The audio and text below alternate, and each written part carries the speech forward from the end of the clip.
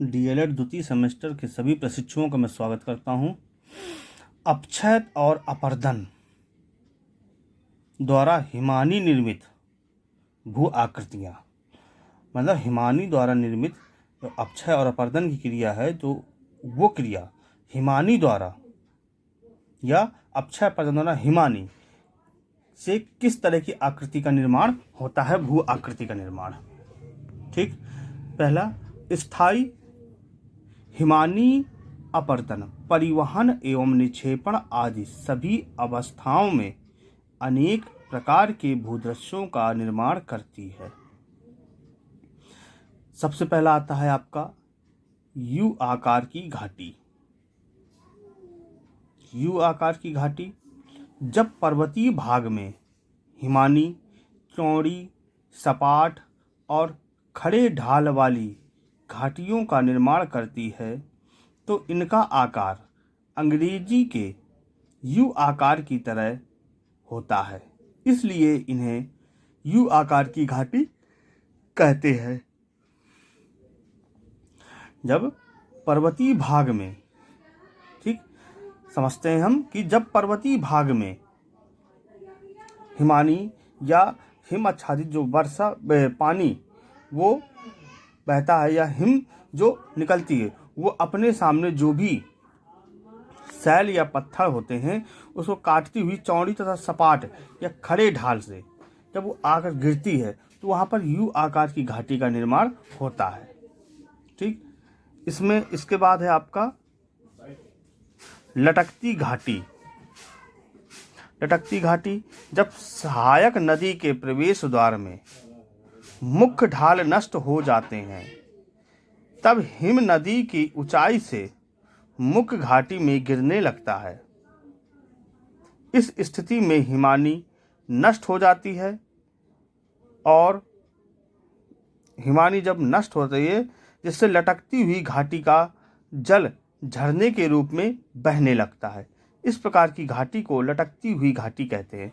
ठीक, ये आपकी लटकती हुई घाटी देखिए, यहाँ पर जब हिमानी जब यहाँ पर या हिम आच्छादित होता है, तो ये जो भी हिम लटकता हुआ यहाँ पर होता है, तो वो जो है अपने जल को जब गिरता है तो वो सीधे जो है धरातल पर आके गिरता है, जिससे और चूंकि वो बार बार क्षरण या अपक्षय होने के द्वारा या अपर्दन होने के द्वारा वहाँ की जो आकृति होती है वो अंदर की तरफ चली जाती है। ठीक, जिससे जो है हिम लटकती हुई घाटी का निर्माण करते हैं। और जो अंदर की तरफ होते हैं या बाहर की तरफ होते हैं, तो वो जो है उन्हीं आकृतियों को लटकती हुई घाटी कहते हैं। इसके बाद हिमजगहावर या सर्क। हिमजगहावर जब पर्वतीय ढालों पर हिमपात होता है तो हिम नीचे फिसलने लगती है। ठीक, तो इस प्रकार हिम नदी के घर्षण और अपर्दन के कारण पर्वतीय शिखरों के निकट ढालों पर आराम कुर्सी वाले विशाल गड्ढे बन जाते हैं। जैसे ऊपर से जब आता है तो वो बार बार जब हिम नीचे की ओर पर्वतीय भागों से जब वो हिम नीचे की ओर आती है, तो वो जो है अपक्षय और अपर्दन की क्रिया के कारण वहाँ पर गहरे गड्ढों का निर्माण होता है, जो कि गड्ढे जो है कुर्सी आकार के विशाल गड्ढे बन जाते हैं, जिसे हिमजगहावर कहते हैं। इसका तल चपटा तथा किनारे खड़े ढाल वाले होते हैं। जो इसके किनारे होते हैं वो खड़े ढाल वाले होते हैं। ठीक, हिमानियाँ हिमजगहावर से ही निकलती हैं। इसके बाद मेषशिला। हिमानी अपने मार्ग में ऊंची उठी हुई कठोर शैलों को घिसकर चिकना बना देती हैं। यह देखने में भेड़ की पीठ की तरह लगती हैं। ठीक, जिसे मेषशिला कहते हैं। पिछले किनारों में इसका ढाल मंद तथा अगले किनारों में इसका ढाल तेज होता है। ठीक, तो जो मेषशिला होते हैं, जो ये पर्वतीय क्षेत्र है, यहाँ पर अपने जो हिमानी अपने मार्ग पर जब वो आती है, ठीक, तो यहाँ पर जो क्षरण होता है हिमानी के द्वारा, तो ये जो उसका जो है तली वाला भाग होता है, तो वो क्षरण होने या अपक्षय होने के कारण या अपरदन होने के कारण ये भाग सपाट हो जाते हैं। ठीक, ये सपाट होने से यहाँ पर खांचे नुमा या नुकीले नुमा, जिस तरह हम देखते हैं कि बाढ़ का जो पानी होता है वो किसी भी कगार पर जब काटता है तो वहाँ अपने जो है निशान छोड़ देता है, तो वो निशान जो है यहाँ पर इस तरह से निर्माण करती है अपक्षय के कारण।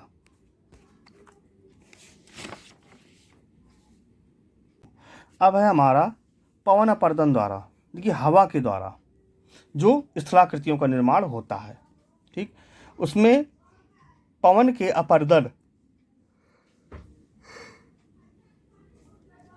अपरदन और निक्षेपण से निम्न स्थलाकृति का निर्माण होता है। उसमें सबसे प्रमुख है आपका छत्रक शिला। पवन द्वारा उठाई गई बालू के कणों के द्वारा अपरदन का कार्य धरातल के कुछ मीटर की ऊंचाई तक होता है। इस प्रक्रिया में पवन नीचे के भाग को घिस देता है, लेकिन ऊपरी भाग छतरीनुमा हो जाता है, जिसे छत्रक शिला कहते हैं। जब पवन अपने साथ बालू के कणों कुछ मीटर की ऊंचाई तक उड़ाकर ले जाता है तो वो जो है अपक्षय के कारण या अपरदन तथा निक्षेपण से नीचे का जो हिस्सा होता है, ठीक, वो हिस्सा वो घिस जाता है। घिसने के कारण ये आपका यहाँ पर जो छत्रक शिला का जो नीचे का भाग होता है वो पतला होता है, और ऊपर का भाग वो जो है, चूंकि क्षरण अपक्षय ऊपर नहीं होता है, ऊपर न होकर सिर्फ नीचे के भागों में होता है, इसलिए ऊपर छतरीनुमा आकार का जो है शिला का निर्माण होता है। इनसेल वर्ग क्या है? पवन के अपरदन क्रिया के फलस्वरूप समतल मैदान बनते हैं। इन्हीं मैदानों पर कहीं कहीं पर कठोर शैल गोलाकार पहाड़ी के रूप में शेष बचे रहते हैं, जिन्हें इनसेल वर्ग कहते हैं। इनसेल वर्ग बहुत ही तिरछे तथा तीव्र ढाल वाले होते हैं। इनका आकार गुंबद की तरह होता है। ठीक, जो शैल होते हैं या जो चट्टानें होती हैं, देखिए जो कठोर चट्टानें होती हैं वो अपने स्थान पर अटक रहती हैं, तथा जो नरम चट्टान होती हैं या सख्त नहीं होती या मुलायम चट्टानें होती हैं, ठीक, तो वो चट्टानें अपरदन के कारण घिसकर या एक स्थान से दूसरे स्थान पर वो पहुंच जाती है, जिससे मैदानी भाग का निर्माण होता है। उन्हीं मैदानी भागों में जो कठोर शैलें अवशेष बचती हैं, ठीक, उनमें इनसेल वर्ग का निर्माण। इनसेल वर्ग के जो ढाल होते हैं वो त्रिभ होते हैं, और इनमें जो है ढालों में या तिरछे जो ढाल होते हैं उन पर जो है अंदर गुंबदाकार, ऊपर गुंबदाकार होता है, और वो जो है कुछ क्षरण से अपक्षय के कारण वो जो है घिसे हुए गुंबदाकार का निर्माण करते हैं। इसके बाद है बालू के टीले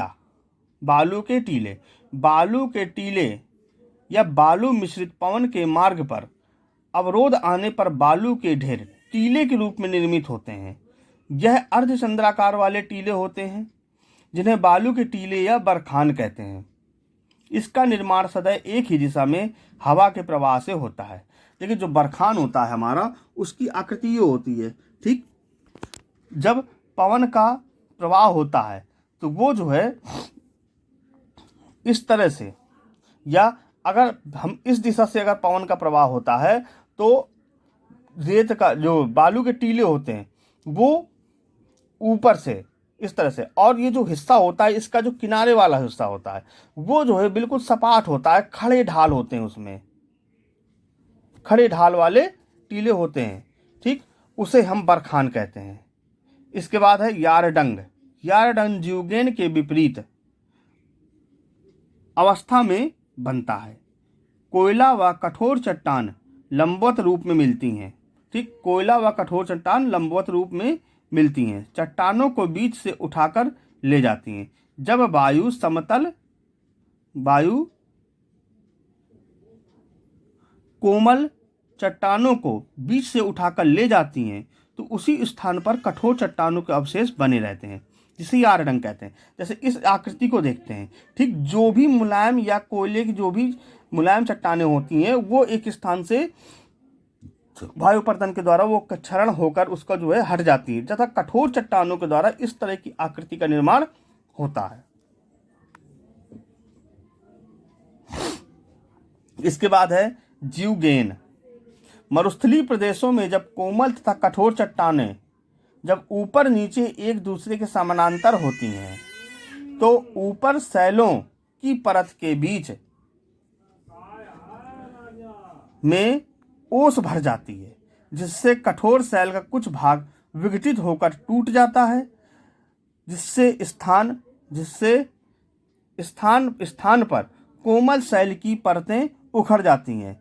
इससे पिंड को जीवगेन कहते हैं। इस चित्र के माध्यम से जो कोमल चट्टानें होती है, देखिए जैसे ये चट्टान का एक ये अगर शीर्ष ये हिस्सा हम अगर देखते हैं, ठीक, जब वो वायु अपर्दन होता है तो इस तरह इधर पे जो चट्टानें होंगी वो कोमल चट्टानें जो है अपर्दन के कारण, वायु अपर्दन के कारण यहाँ अपने स्थान से हट जाती हैं, वो दूसरी जगह स्थापित होती हैं। और जो कठोर चट्टानें होती हैं, ठीक, तो वो जो है शेष बची रहती हैं। जो कठोर चट्टानें देखिए इस तरह से, वो जब मुलायम चट्टानें यहाँ से, कोमल चट्टानें जब यहाँ से हटती हैं तो उसके ऊपर स्थापित कठोर चट्टानें भी अपना जो है अपनी जगह को छोड़ देता है। लोयस। जब अत्यंत महीन बालू मुद्रा के साथ बहुत दूर जाकर जमा होने लगती है, इस प्रकार जिस मैदान की रचना होती है उसे लोयस कहते हैं। चीन का लोयस मैदान इसका प्रमुख उदाहरण है।